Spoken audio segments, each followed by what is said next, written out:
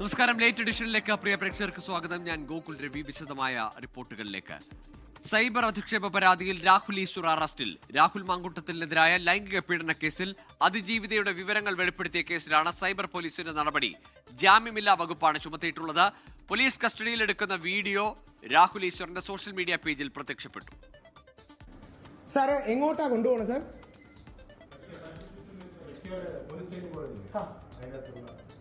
അങ്ങനല്ല, ഞങ്ങൾ വിളിച്ച് പറയണോ? എന്താ അഡ്വക്കേറ്റ് വിളിക്കണോ? അങ്ങനെ എന്താ അറിയാമോ, എനിക്ക് തിരിച്ച് 7 മണിക്ക് ചർച്ചയുണ്ട്. തിരിച്ചതിന് മുമ്പിൽ എത്താൻ പറ്റൂ?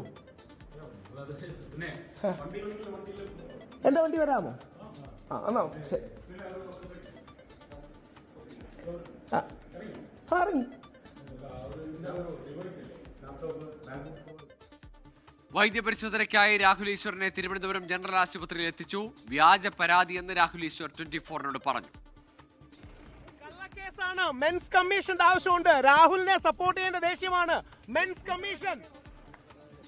ആ പെൺകുട്ടിയുടെ ഫോട്ടോ കൊടുത്തിട്ടില്ല, ഐഡന്റിറ്റി റിവീൽ ചെയ്തിട്ടില്ല. ഇത് വ്യാജ പരാതിയാണ്. ഇതുകൊണ്ടാണ് മെൻസ് കമ്മീഷന്റെ ആവശ്യം. നമ്മുടെ മകനും ജയിലിൽ നിന്ന് ഒരു വ്യാജ പരാതി അകലത്തിൽ മാത്രമാണ്. ദയവായി ശ്രദ്ധിക്കുക. നിങ്ങൾ, നമ്മളുടെ അച്ഛൻ, നമ്മളുടെ മകൻ ജയിലിൽ നിന്നൊരു വ്യാജ പരാതി അകലത്തിൽ മാത്രമാണ്. ഈ പെൺകുട്ടിയുടെ ഫോട്ടോ ഞാൻ ഇട്ടിട്ടില്ല. കള്ളം പറയുവാണ്. കൊടുക്കാൻ വേണ്ടിയുള്ള ശ്രമമാണ്.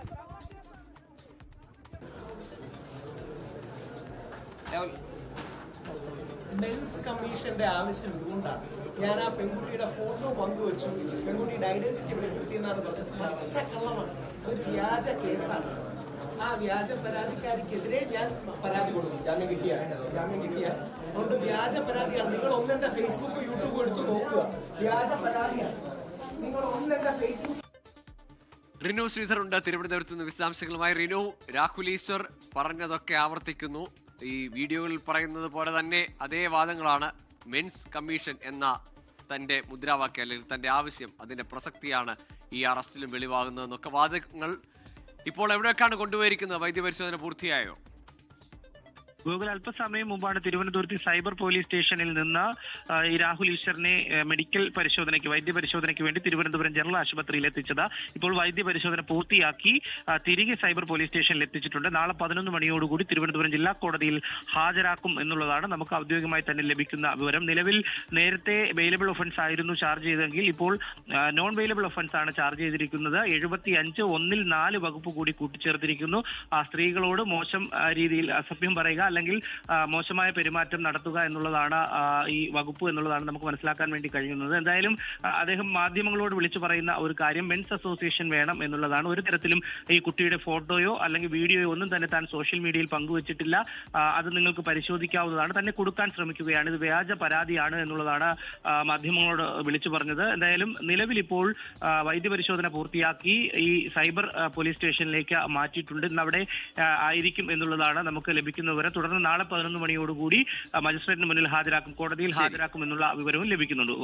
ശരി റിനു, ഏതായാലും അതിജീവിത എന്ന പദം പോലും വക്രീകരിച്ച് വീഡിയോ പബ്ലിഷ് ചെയ്ത ശേഷമാണ് ഈ വാദങ്ങളൊക്കെയും. ഏതായാലും ഗുരുതരമായ വകുപ്പുകളാണ്. ജാമ്യമില്ലാ വകുപ്പുകൾ അടക്കം ചുമത്തിയാണ് ഇപ്പോൾ അറസ്റ്റ് ചെയ്തിരിക്കുന്നത് രാഹുൽ ഈശ്വറിനെ. ആലപ്പുഴ കായംകുളത്ത് പിതാവിനെ മകൻ വെട്ടിക്കൊന്നു. ഗുരുതരമായി പരിക്കേറ്റ മാതാവ് വണ്ടാനം മെഡിക്കൽ കോളേജിൽ ചികിത്സയിലാണ്. മകൻ നവജിത്തിനെ പോലീസ് കസ്റ്റഡിയിലെടുത്തു. അശ്വിൻ പാലാഴി ചേരുന്നുണ്ട് വിവരങ്ങളുമായി. അശ്വിൻ, അഭിഭാഷകനായ മകനാണ് മാതാപിതാക്കളെ ഇങ്ങനെ നിഷ്ഠൂരമായി ആക്രമിച്ചത്. പിതാവിന്റെ ജീവന് നഷ്ടമാകുന്നു. അമ്മയുടെ ആരോഗ്യനില എങ്ങനെ? എന്താണ് അവിടെ സംഭവിച്ചത്?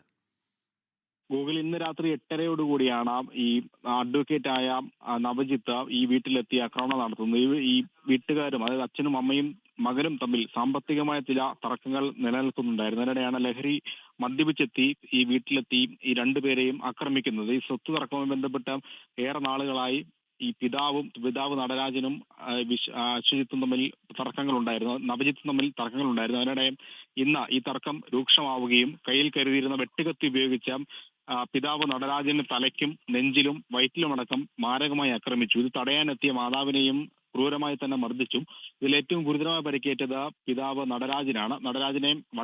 നടരാജനെയും ഒപ്പം ഈ നടരാജന്റെ ഭാര്യയും നവജിത്തിന്റെ അമ്മയുമായ സിന്ധുവിനെ ആശുപത്രിയിലേക്ക് കൊണ്ടുപോകും വഴി ഗുരുതരമായ പ്രശ്നങ്ങൾ ഉണ്ടായതിനെ തുടർന്ന് മാവേലിക്കരയിലെ സ്വകാര്യ ആശുപത്രിയിൽ പ്രവേശിപ്പിച്ചു. അവിടെ വെന്റിലേറ്ററിൽ തീവ്രപരിണത വിഭാഗത്തിൽ ചികിത്സയിൽ കഴിയുന്നിടയാണ് ഈ പിതാവ് നടരാജ് മരിക്കുന്നത്. മാതാവ് സിന്ധുവിന് ഗുരുതര പരിക്കേറ്റ് ഇപ്പോൾ വണ്ടാനം മെഡിക്കൽ കോളേജ് ആശുപത്രിയിൽ ചികിത്സയിലാണ്. എന്തായാലും നിലവിൽ ഈ നവജിത്ത് പോലീസിന്റെ കായംകുളം പോലീസിന്റെ കസ്റ്റഡിയിലാണ്. ഈ കസ്റ്റഡിയിലെടുത്ത് ചോദ്യം ചെയ്തതിനിടെ സാമ്പത്തിക തർക്കങ്ങളാണ് കൊലപാതകത്തിന് കാരണമായത് എന്നുള്ളൊരു മൊഴിയാണ് നിലവിൽ കിട്ടിയിരിക്കുന്നത്. പക്ഷേ ഇയാൾ മദ്യപിച്ചിട്ടുണ്ട് എന്നുള്ളതാണ് പോലീസ് പറയുന്നത്. അതുകൊണ്ട് തന്നെ വിശദമായി ചോദ്യം ചെയ്യുന്നതിന് ചില തടസ്സങ്ങൾ നിലവിലുണ്ട്. എന്തായാലും ഇതിൽ ഒരാളുടെ മരണം, അതായത് പിതാവ് നടരാജിന്റെ മരണം സ്ഥിരീകരിച്ചിട്ടുണ്ട്. മാതാവ് അതീവ ഗുരുതരാവസ്ഥയിൽ ഏതായാലും ആലപ്പുഴയിലാണ് മകൻ മാതാപിതാക്കളെ ക്രൂരമായി ആക്രമിച്ചത്. അഭിഭാഷകൻ കൂടിയായ മകൻ ഏതായാലും പിതാവിന്റെ ജീവനെടുത്തു. മാതാവ് അതീവ ഗുരുതരാവസ്ഥയിൽ ചികിത്സയിലാണ്. അശ്വിൻ പാലാഴിയാണ് വിശദാംശങ്ങൾ നൽകിയത്. ലൈംഗിക പീഡന ഭ്രൂണഹത്യാ കേസുകളിൽ രാഹുൽ മാങ്കൂട്ടത്തിൽ MLA അറസ്റ്റ് ചെയ്യാൻ പോലീസ് നീക്കം. നടന്നത് അശാസ്ത്രീയ ഗർഭഛിദ്രമെന്നാണ് പോലീസ് കണ്ടെത്തൽ. ജീവൻ പോലും അപകടത്തിലായേക്കാവുന്ന മരുന്നാണ് രാഹുൽ എത്തിച്ചു നൽകിയതെന്ന് യുവതിയെ ചികിത്സിച്ച ഡോക്ടേഴ്സും സ്ഥിരീകരിച്ചു. രാഹുലിന്റെ പാലക്കാട്ടെ ഫ്ളാറ്റിൽ പരിശോധന നടത്തിയെങ്കിലും CCTV ദൃശ്യങ്ങൾ ലഭിച്ചില്ല. ബുധനാഴ്ച മുൻകൂർ ജാമ്യം പരിഗണിക്കും വരെ അറസ്റ്റ് വേണ്ടെന്നായിരുന്നു അന്വേഷണ സംഘത്തിന്റെ ആദ്യ നിലപാട്. തെളിവുകൾ ലഭിച്ച സാഹചര്യത്തിൽ രാഹുൽ മാങ്കൂട്ടത്തിലിനെ ഉടൻ അറസ്റ്റ് ചെയ്യാൻ ADGP H. വെങ്കടേഷ് നിർദ്ദേശം നൽകി. ഇതോടെ സംസ്ഥാന വ്യാപകമായി പോലീസ് പരിശോധന ആരംഭിച്ചു. രാഹുലിന്റെ സുഹൃത്തുക്കളും ബന്ധുക്കളും നിരീക്ഷണത്തിലാണ്. വിവരങ്ങൾ അറിയാവുന്ന ബന്ധുക്കളിൽ ചിലരെ പോലീസ് ചോദ്യം ചെയ്തേക്കും. രാഹുൽ കോയമ്പത്തൂരിൽ ഒളിവിൽ കഴിയുന്നുവെന്ന സംശയത്തിൽ അവിടെയും പരിശോധന ആരംഭിച്ചിട്ടുണ്ട്. രാഹുൽ മാങ്കൂട്ടത്തിന്റെ പാലക്കാട്ടെ ഫ്ളാറ്റിൽ പോലീസ് പരിശോധന നടത്തി. 4 മണിക്കൂറാണ് ഫ്ളാറ്റിൽ മാത്രം അന്വേഷണ സംഘം ചെലവിട്ടത്. ഫ്ളാറ്റിലെ CCTV DVRന് ബാക്കപ്പ് കുറവായതിനാൽ യുവതിയെത്തിയ ദിവസത്തെ ദൃശ്യങ്ങൾ അന്വേഷണ സംഘത്തിന് ലഭിച്ചില്ല. നാളെയും പരിശോധന തുടരും.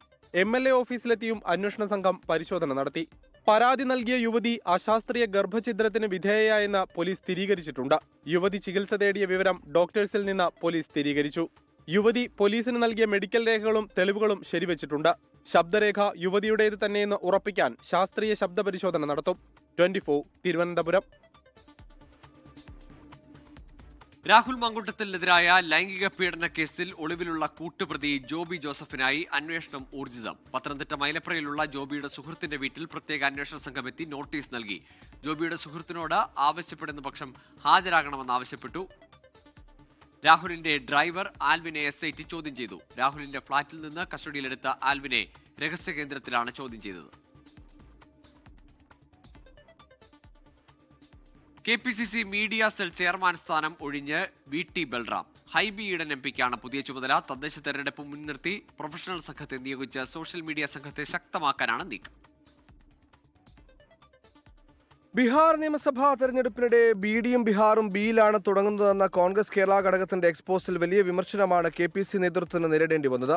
ജാഗ്രതക്കുറവുണ്ടായെന്ന് KPCC പ്രസിഡന്റ് സണ്ണി ജോസഫിന് ഖേദം പ്രകടിപ്പിക്കേണ്ടി വന്നു. തന്റെ അറിവോടെയല്ല പോസ്റ്റെന്ന് digital media chairman VT Balram അറിയിച്ചെങ്കിലും അംഗീകരിക്കാൻ നേതൃത്വം തയ്യാറായില്ല. രാഹുൽ മാങ്കൂട്ടത്തിൽ വിഷയത്തിൽ VD സതീഷിനെതിരെ സൈബർ ആക്രമണം അതിരുവിട്ടതോടെ ദേശീയ നേതൃത്വം മീഡിയ സെല്ലിന്റെ കാര്യത്തിൽ ഇടപെടൽ ശക്തമാക്കി. കഴിഞ്ഞ KPCC യോഗത്തിൽ പങ്കെടുക്കാനെത്തിയപ്പോൾ ദീപാദാസ് മുൻഷി തന്നെയാണ് പുതിയ ചുമതല ഹൈബീഡിനെ അറിയിച്ചത്. പുനഃസംഘടനയുടെ ഭാഗമായാണ് ഹൈബീഡിന് ചുമതല നൽകിയതെന്ന് VT ബൽറാം. ആ ഉത്തരവാദിത്വം KPCCയുടെ പുതിയതായി കടന്നു വന്ന ഭാരവാഹികളിൽ ഒരാൾക്ക്, അതായത് പ്രിയപ്പെട്ട ഹൈബി ഈഡൻ MPക്ക് ഇന്ന് പാർട്ടി ഏൽപ്പിച്ചിരിക്കുകയാണ്. അദ്ദേഹത്തിൻ്റെ നേതൃത്വത്തിൽ KPCCയുടെ സോഷ്യൽ മീഡിയ വിഭാഗം, ഡിജിറ്റൽ മീഡിയ സെല്ല് പുതിയ രീതിയിലും പുതിയ ഭാവത്തിലും പുതിയ ചില കൃത്യമായിട്ടുള്ള പാറ്റേണിലും മുന്നോട്ട് പോകാൻ വേണ്ടിയിട്ടാണ് പാർട്ടി തീരുമാനിച്ചിട്ടുള്ളത്. ദേശീയ തലത്തിലും മറ്റ് സംസ്ഥാന ഘടകങ്ങളിലും സോഷ്യൽ മീഡിയ സെൽ എന്നറിയപ്പെടുന്നതിനാൽ കേരളത്തിലും അങ്ങനെ തന്നെ മതിയെന്നാണ് നേതൃത്വത്തിന്റെ തീരുമാനം. മുതിർന്ന നേതാക്കളുടെ നിരീക്ഷണത്തിൽ പ്രൊഫഷണൽ ടീമിനെ ഉപയോഗിച്ച് ശക്തമാക്കാനാണ് ഹൈബിയുടെ നീക്കം. 24 തിരുവനന്തപുരം. കേരളത്തിലെ ടെലിവിഷൻ റേറ്റിംഗ് തിരിമറി സംബന്ധിച്ച 24ന്റെ വെളിപ്പെടുത്തലിൽ വിശദവും സമയബന്ധിതവുമായ അന്വേഷണം ആവശ്യപ്പെട്ട് രാജ്യത്തെ വാർത്താ ചാനലുകളുടെ സംഘടനയായ ന്യൂസ് ബ്രോഡ്കാസ്റ്റേഴ്സ് ഫെഡറേഷൻ. ഓപ്പറേഷൻ സത്യയിലൂടെ 24 പുറത്തു കൊണ്ടുവന്ന വിവരങ്ങൾ ഉത്കണ്ഠാജനകമെന്നും NBF വ്യക്തമാക്കി. അതിനിടെ തിരിമറിയെക്കുറിച്ച് ടെലിവിഷൻ റേറ്റിംഗ് ഏജൻസിയായ ബാർക്ക് ഇന്ത്യ പ്രഖ്യാപിച്ച ഫോറൻസിക് ഓഡിറ്റ് തുടരുകയാണ്. ഡൽഹിയിലെ റിപ്പബ്ലിക് TV ആസ്ഥാനത്ത് NBF പ്രസിഡന്റ് അർണാബ് ഗോസ്വാമിയുടെ അധ്യക്ഷതയിൽ ചേർന്ന യോഗം ബാർക്ക് റേറ്റിംഗ് തട്ടിപ്പിൽ അതീവ ആശങ്ക രേഖപ്പെടുത്തി. ഇക്കാര്യത്തിൽ സമഗ്രവും സമയബന്ധിതവുമായ അന്വേഷണം നടത്താൻ കേന്ദ്ര വാർത്താവിതരണ പ്രക്ഷേപണ മന്ത്രാലയത്തോട് NBF ആവശ്യപ്പെട്ടു. ടെലിവിഷൻ മേഖലയെ തകർക്കുന്ന നടപടിയാണ് പുറത്തു വന്നിരിക്കുന്നത്. ഒരു മലയാളം വാർത്താ ചാനൽ ഉടമയും ബാർക്ക് ജീവനക്കാരനും കോടികൾ കൈമാറിയത് ക്രിപ്റ്റോ കറൻസി വഴിയെന്നും 24 നടത്തിയ ഓപ്പറേഷൻ സത്യയിൽ പുറത്തു വന്നതാണെന്നും NBF ചൂണ്ടിക്കാട്ടി. NBF സ്ഥാപക ഡയറക്ടറും 24 ചീഫ് എഡിറ്ററുമായ R ശ്രീകണ്ഠൻ നായരും വാർഷിക യോഗത്തിൽ പങ്കെടുത്തു. അതിനിടെ 24 വാർത്ത രാജ്യത്തെ വിവിധ മാധ്യമങ്ങൾ ഏറ്റെടുത്തു. કેરળમાં ટીઆરપી નામે દર્શકોની આંખોમાં ધૂળ ઝોકવાની ઘટના સામે આવી છે. आप तक पहुंचा रहे केरल में बैक टीआरपी के खेल का महाघोटाला इस वक्त सामने आया है. टेलीविजन റേറ്റിംഗിൽ തിരിമറിയെന്ന 24 വാർത്തയ്ക്ക് പിന്നാലെ ബാർക്ക് അന്വേഷണം പ്രഖ്യാപിച്ചിരുന്നു. ഫോറൻസിക് ഓഡിറ്റിംഗിനായി സ്വതന്ത്ര ഏജൻസിയെ നിയമിച്ചതായാണ് ബാർക്കിന്റെ പ്രഖ്യാപനം. 24 ഡൽഹി. ഇനി തദ്ദേശ തെരഞ്ഞെടുപ്പ് വാർത്തകളിലേക്ക്. തിരഞ്ഞെടുപ്പ് ചൂടിൽ കേരളം. പഞ്ചായത്തിലോട്ട് കോ സ്പോൺസേഡ് ബൈ വോക്കർ ധരിക്കൂ, നടന്നുകൊണ്ടേയിരിക്കൂ.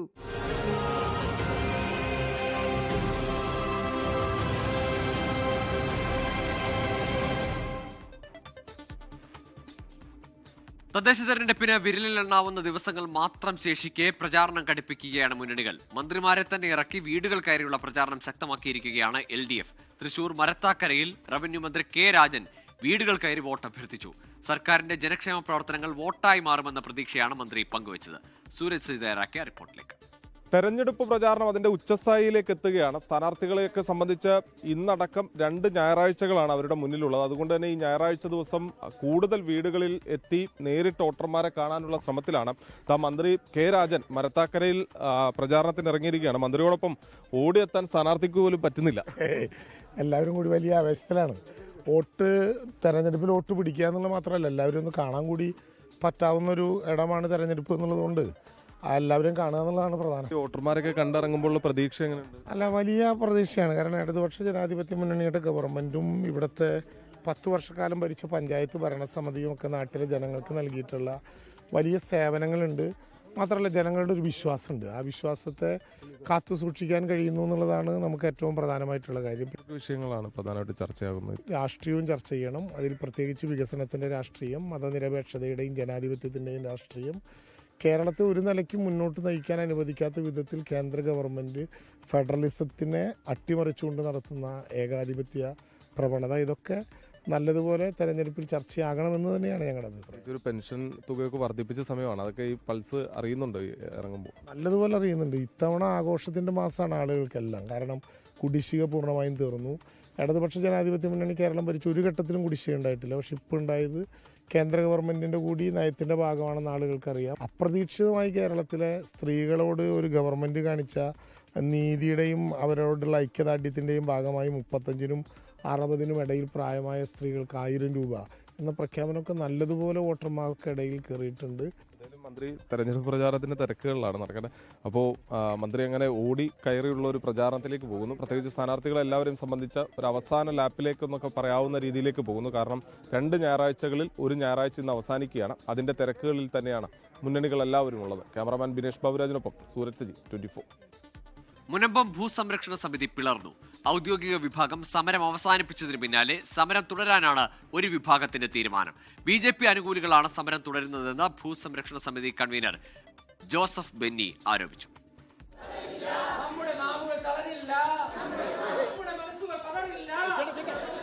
414 ദിവസം ഒറ്റക്കെട്ടായി നിന്ന മുനമ്പം നിവാസികളുടെ സമരം അവസാനിച്ചു.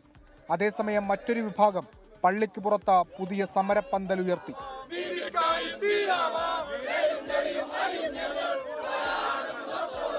ബദൽ സമരം BJP സ്പോൺസേഡ് പരിപാടിയെന്നാണ് ഭൂസംരക്ഷണ സമിതിയുടെ ആരോപണം. അതിൻ്റെ അകത്ത് ഇവിടത്തെ ഉള്ള 610 കുടുംബങ്ങളുണ്ട്. അതിൽ BJP മെമ്പർഷിപ്പ് എടുത്തിരിക്കുന്ന കുറേ ആളുകളുണ്ട്. അവർ എല്ലാമാണ് ഇപ്പോൾ അങ്ങോട്ടേക്ക് പോയിരിക്കുന്നത്. എന്നാൽ സമരം നടത്തുന്നവർ ആരോപണം തള്ളി. അപ്പോൾ ഒരു കൂടിയാലോചനയില്ലാതെ യാതൊരു വിധത്തിലുള്ള മറ്റു മനുഷ്യരോട് ആലോചിക്കാതെ കേരളം മുഴുവൻ, ഇന്ത്യ മുഴുവൻ സപ്പോർട്ട് ചെയ്തൊരു സമരം ഇങ്ങനെ നിർത്തുന്നത് എന്താണെന്ന് ഞങ്ങൾക്ക് മനസ്സിലാവുന്നില്ല.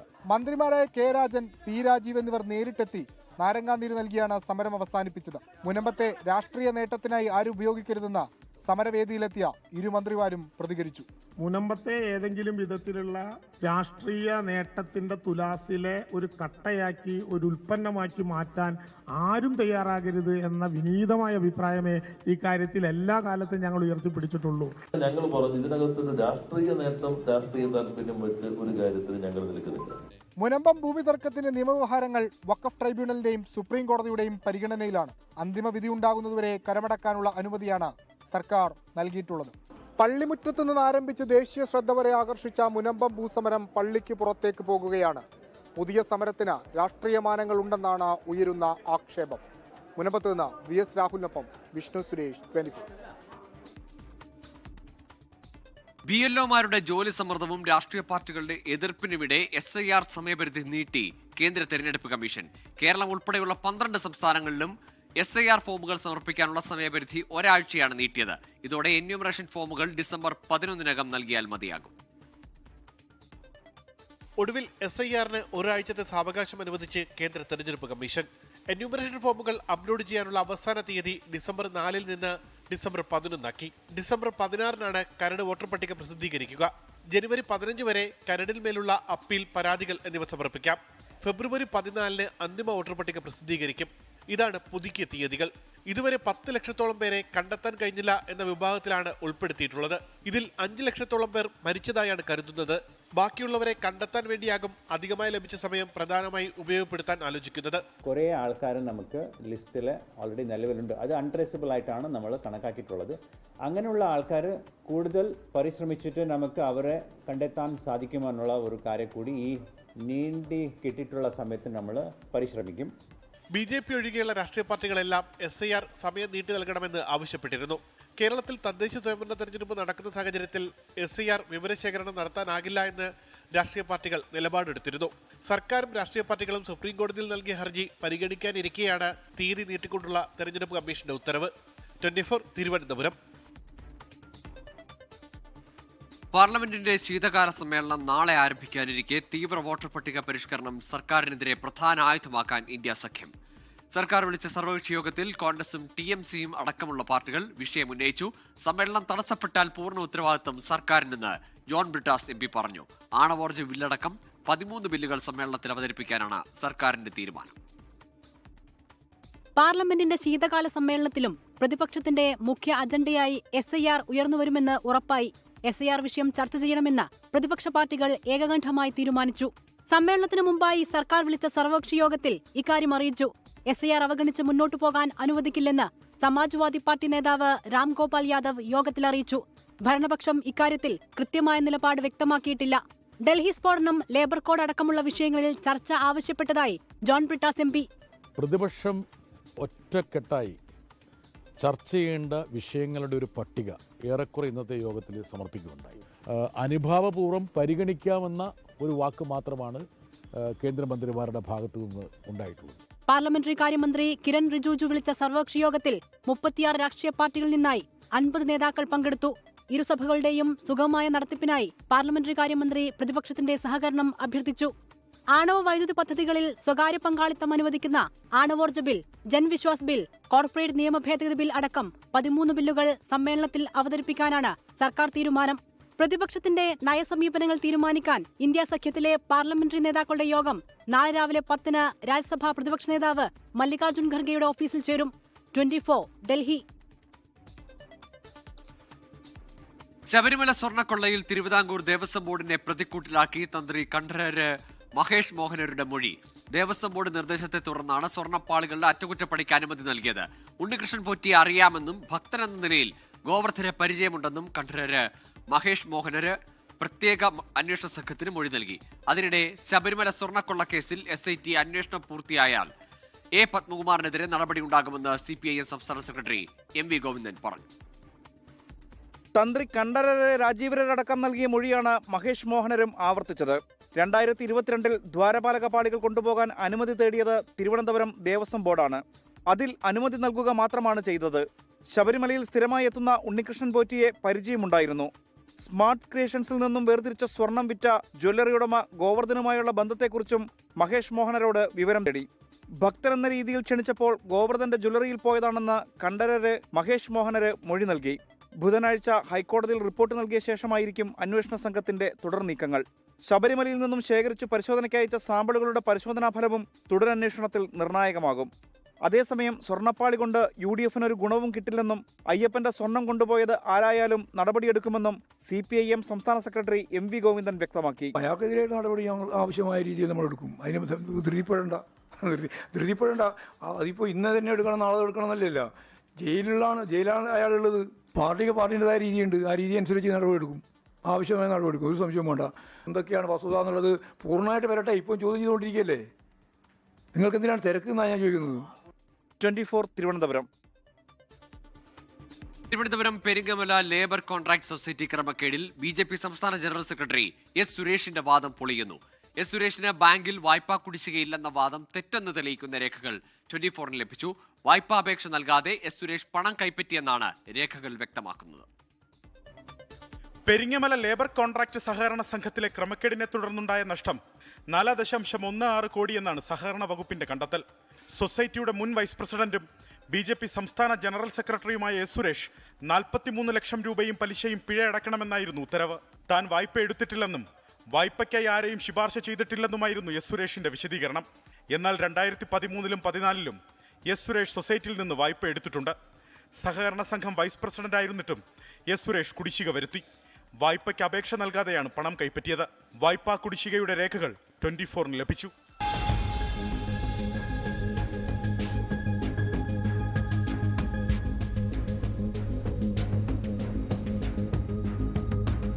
സുരേഷിന് സൊസൈറ്റിയുടെ പ്രവർത്തനങ്ങളിൽ ബന്ധമില്ലെന്ന വാദവും തെറ്റാണ്. S സുരേഷ് ബോർഡ് യോഗങ്ങളിൽ തുടർച്ചയായി പങ്കെടുത്തു.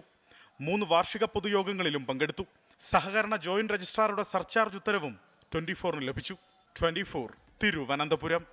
ലോകത്തെവിടെയായാലും ഏത് സമയത്തും 24 വാർത്തകളും ഓഗ്മെന്റഡ് റിയാലിറ്റി പാക്കേജുകളും എക്സ്പ്ലെയിനറുകളും വിശദമായി കാണാൻ ഞങ്ങളുടെ YouTube ചാനൽ നിങ്ങൾക്ക് സബ്സ്ക്രൈബ് ചെയ്യാം.